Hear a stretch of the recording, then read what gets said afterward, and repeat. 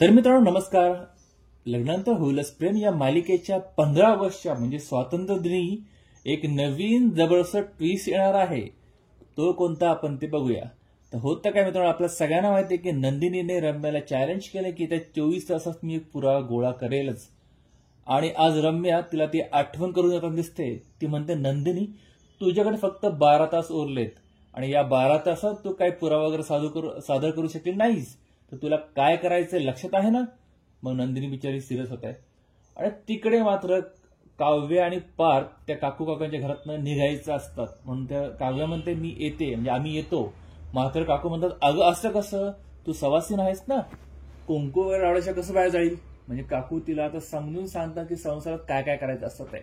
आणि मग scene shoot होतो जेलमध्ये मित्रांनो, जिथे वसुताई त्या दीपकला भेटायला गेली आणि दीपकची मदत मागते की आता मला तूच मदत कर.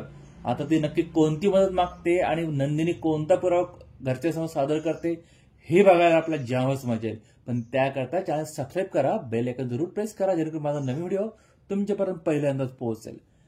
आणि तुम्हाला ही मालिका काय आवडतं, काय खटकतं हे कमेंट करून जरूर कळवा. भेटूया पुढच्या भागामध्ये. तोपर्यंत काळजी घ्या.